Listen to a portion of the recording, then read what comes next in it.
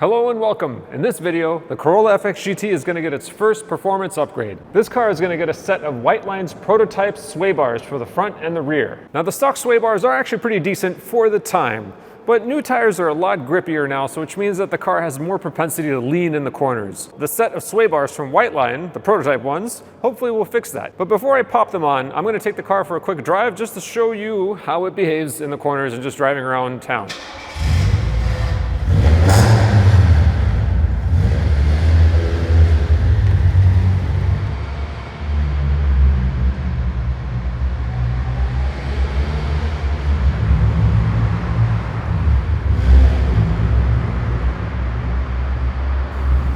Now the FXGT is pretty darn good just for around town driving because it's got the good mix of power that isn't overwhelming, and the handling is still fun.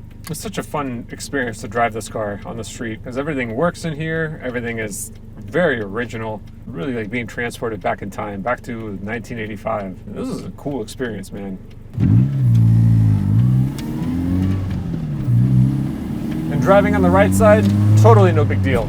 It's fine, you get used to it pretty darn quick and then it just feels like second nature. So the factory suspension, this car does have independent suspension at all four corners, so none of the wheels are sharing a live axle or anything like that. Front sway bar, rear sway bar, McPherson suspension, so it's the coil around the shock. Nothing too particularly crazy, no double wishbone stuff like that, but it is independent, which is nice. So that means that when you're kind of turning left and right, the wheels are doing their own thing and they're not directly connected. The stock sway bars work decent. The car doesn't have a crazy amount of lean, but the stickier tires of today do have a lot higher grip level, which means that you do get more lean than you would kind of expect.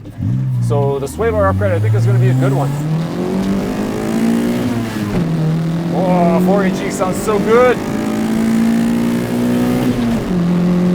Revs all the way to the red line, doesn't have any issues.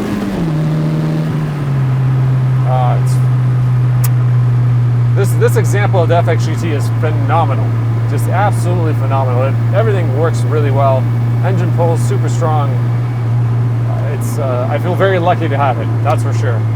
So now we're going to take a exit, one of my favorites here, because it has a nice consistent radius. It can kind of give a good feel. So left and right, you can see there's decent amount of roly-poly. Not too crazy. I mean, it definitely could be worse. So if I do mid-corner adjustments, it's got some roll to her, but it's not too bad. But I'm really looking forward to seeing what the Whiteline sway bars are going to do, and hopefully they fit fine. And if they do, that means they'll put them into production.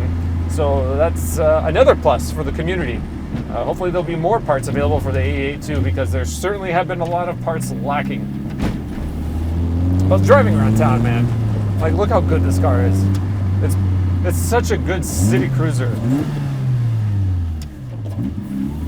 Phenomenal city cruiser. Like pretty darn decent power just for scooting around town, man. It might be that it's the JDM version of the engine where it's got a little bit more pep, but it feels faster than what my FX16 felt when it still had its original 16-valve engine. It pulls harder, down low and up top. So, you know, jeez, man, it's good. It's freaking good. Well, let's go to the garage. And here is the Corolla FXGT about to get its front fondled. This install is not only a review, but also a test to make sure that these Whiteline sway bars will actually fit the car. Whiteline is going to put these back into production if the test fitting goes well. So the front sway bar is pretty typical. It mounts with two end links, kind of wraps underneath, up and over the exhaust, and then back to the other side. The front end links were easy to take off with the impact wrench. All that gear just kind of popped off, no big deal. The saddle brackets were also not frozen, not rusted away or anything. There's like a nice coating underneath the car that kind of helped keep things in pretty good shape. But everything kind of came apart fairly well right up until I got to this part here. Right after I took off that second saddle bracket, and I was like, okay, how the heck do I get it out of here? So I tried the rear two bolts that mount up to the rear catalytic converter, and they were seized, so I had to go to the front and separate the header with the 3 nuts on there.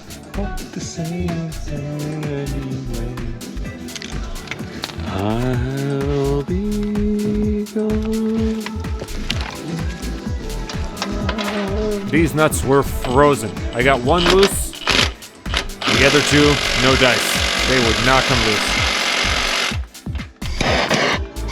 Nothing a little fire can't fix.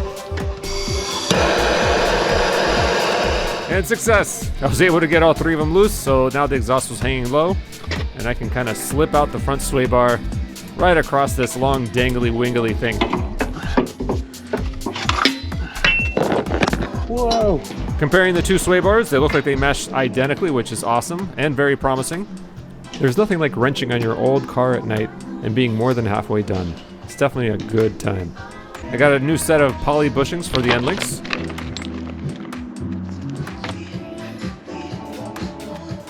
Installation of the front sway bar is pretty straightforward, just kind of the reverse of all the removal stuff, so it was pretty painless, besides just getting it over the dingle-dangle there in the front.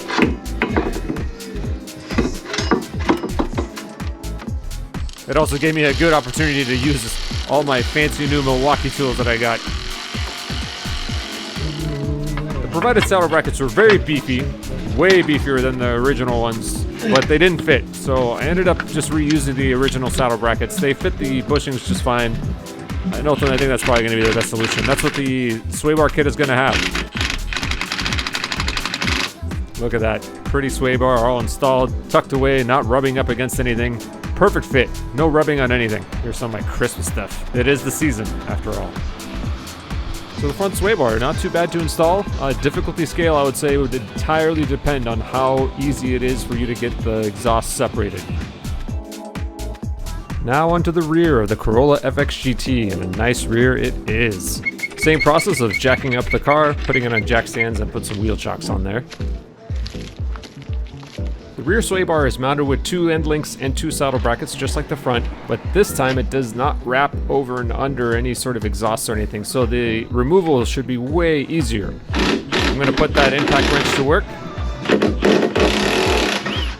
Rear end links came off no problem. None of the bolts were rusted or stripped, which was fantastic. Look how easy it comes off. Oh man, it brought so much joy to my heart, seeing how easy this thing was to take off compared to how the front sway bar was. The new sway bar came with a set of end links and new bushings for the sway bar saddle brackets. Installation was straightforward, as the new sway bar has the same size, so it just pops right in, no problem.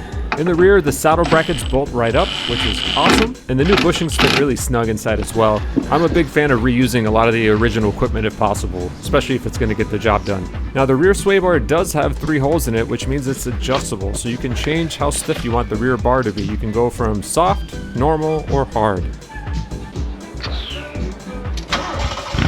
Installation of the rear bar was easy, and I bet you can get this thing done in just an hour. This sounds sweet. Tried to take her out and try out the sway bars. I've been driving on these sway bars for about a week now, and let me tell you, there is a difference. The car feels a heck of a lot more controllable. If I'm honest, I really wish that the Corolla came out of the factory with sway bars this stiff, because it still has a good amount of lean without the crazy lean that there was before with the stock ones. The car actually feels more like a modern car in general to me, so I'm going to go on to my favorite on-ramp and on-ramp, so we can kind of just do a quick comparison to see how it does. All right, it's a little wet out today, but that shouldn't be a problem, because I'm not going to be going crazy fast anyways. Oh, look, it's a more modern Corolla.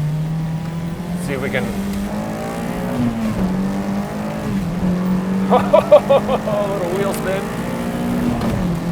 Oh my goodness! Feel that 4AG power.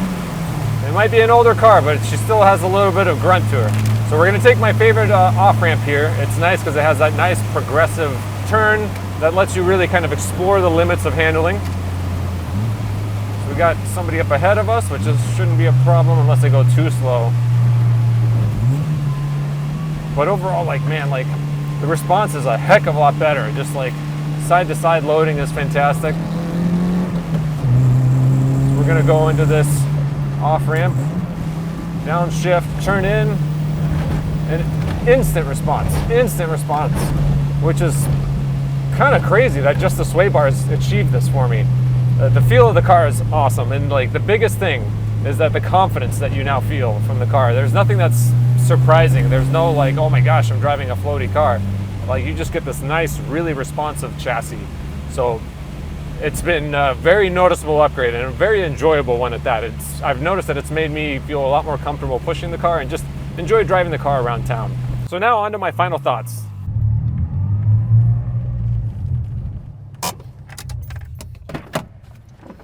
So, the question is, should you be looking at buying a set of sway bars for a car that's almost 40 years old? Let me give you 3 good reasons on why you should get these sway bars for the AE82. The first one is how easy they are to install on this car. Second one is how much it increases the fun factor of driving. And the third most important reason of all, they're available to order today from Whiteline. Even though that car is almost 40 years old, I still think it looks absolutely phenomenal. Here are the before and after comparisons of the Corolla. Under normal driving, there is a noticeable difference with the car leaning a lot less in the corners. In extreme cornering, the shocks and springs ultimately dictate the max lean angle. You can see in both cases the Corolla goes into tripod mode. But still, the Whiteline Swaybars did make the Corolla a lot more controllable at the limit, and that's where the confidence behind the wheel comes from. It's a nice upgrade without compromising ride quality. I hope you enjoyed the video. Hit the like, subscribe, do all that stuff. Thanks for watching, and I'll see you guys next time.